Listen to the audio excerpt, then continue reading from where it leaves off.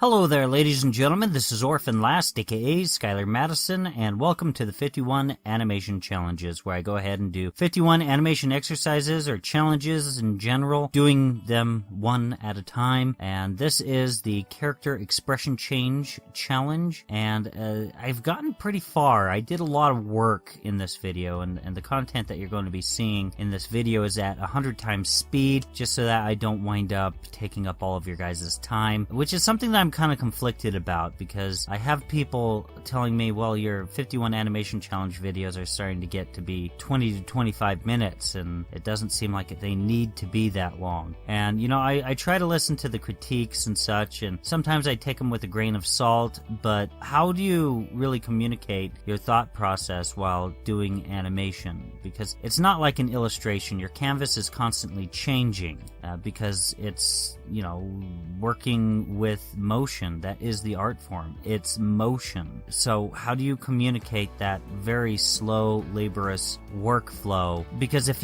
you communicate it too slow with a time lapse, then people complain that the video is too long. And if you make it so that the video is just 10 minutes at 100 times speed, are people even able to understand what's going on? What your thought process was at each stage? And I don't know. You guys tell me, because my most recent 51 animation challenges have been at 100 times speed, and I don't know if they've been entertaining.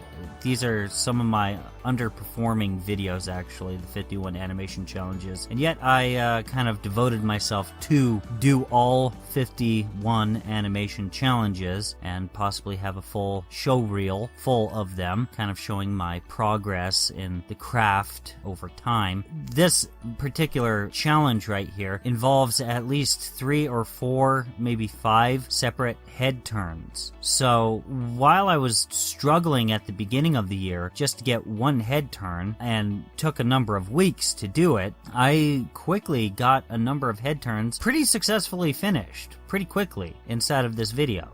This video that you're watching right now, just with basically with a head that has a series of construction lines, and then creating its separate level, and just frame by frame, straight ahead animation, planting in the character's expression. And that was kind of interesting, because I didn't have to be 100% loyal to what I had drawn out with the construction lines themselves. And yet I couldn't delete them because I was just working with a separate level. And so I had to be loyal to the construction lines, at least to some degree, because that's what made the animation work and make sense. And yet I could go ahead and take liberties. I couldn't just go my own direction and change everything any way that I wanted, but I could at least go my own direction and make decisions independently on my own. So that was actually something that I enjoyed in the frame-by-frame, straight-ahead animating process of doing the expressions. I wound up looking a lot at my video reference in order to determine what the facial expression would be, and I also kept in mind that exaggeration is one of the principles of animation.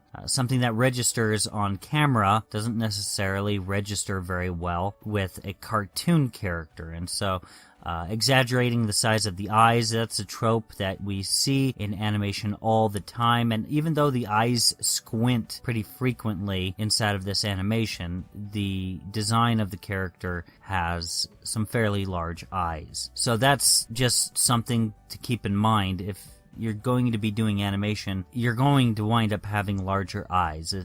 The design of the character is part of the exaggeration, giving them bigger eyes. It's important. It's not just anime that does the large, obnoxious eyes. If you watch Disney, it's not as obvious for some reason. People seem to forget that Disney makes all of their cartoon characters with really big eyes, but they do. Even with the Pixar animations that Disney winds up contracting out to Pixar, all the characters wind up having unrealistically large eyes. I'm not 100% sure why, but I think it's just simply because that's tradition and it looks like a cartoon that way. it's that one little exaggeration that people expect out of a cartoon, and so they put it in the 3D models and such like that. And in this straight ahead animation process, sometimes I wound up using the shift and trace feature, but it wasn't really that necessary, because all I did was I turned on the onion skin one frame behind the frame that I was currently on, and just made sure that the frame that I was working on was at least a little bit different from the frame that my onion skin was resting on. And so it's kind of interesting to see, now that shift and trace has these new features, what are the more common uses of the default onion skins that are planted on the X sheet. And so yeah, that was pretty fun to kind of do, and it was pretty organic, pretty quick. There wasn't a whole lot of thought process. I would make probably about 10 to 20 frames of the straight ahead animation, and then I just scrub through my animation and make a few adjustments here and there, and so on and so forth. And everything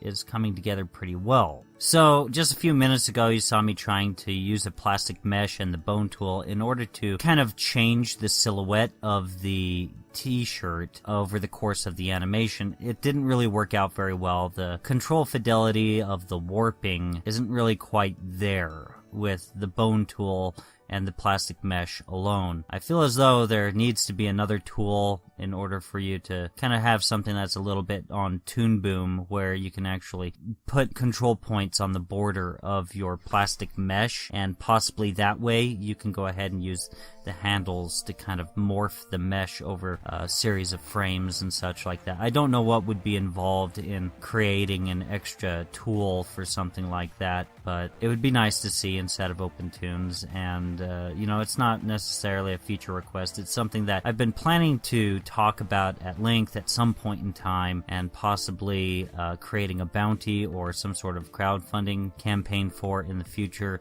So I don't know. The current projects that I have, I've been thinking about, and you know, my audience is just not big enough to support a full-blown Kickstarter campaign, and so we'll have to see how things work out with that. But then again, sometimes I've mentioned something inside of a video and a developer starts working on it, and you know, lo and behold, 6 months later, I hear about that for the very first time, and I'm enjoying those features. For example, I mentioned some problems that I have with the shift and trace feature, and most everything that I had a problem with the shift and trace feature has been improved. That's great. I'm so happy that I have the chance to use some of those features, but you know, I'm not claiming credit for it at all. You know, all the credit goes towards the developers that volunteered to work on it for free. But anyways, so I'm thinking with the 51 animation challenges, I'm going to start animating my mascot. Of course, you know, that might be kind of like a no-dust sort of situation, because you see me animating my mascot on the screen right now, but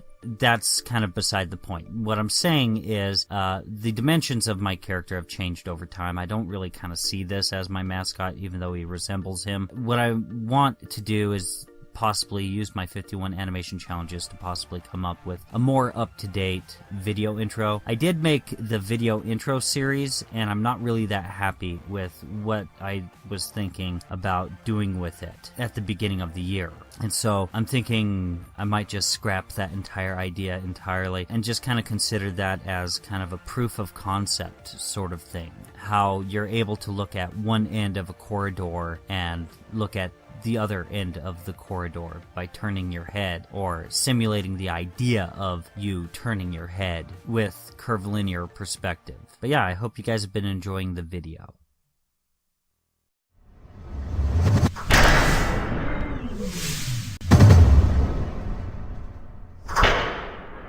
Anyways, guys, that pretty much concludes it for this video. If you guys enjoyed it, please like, share, and subscribe. If you guys would like to get more notifications from me, feel free to click on the bell, or go ahead and follow me on Twitter. If you guys would like to see any more content from me, feel free to click on anything that you see appearing on the screen right now. Thank you very much for your time.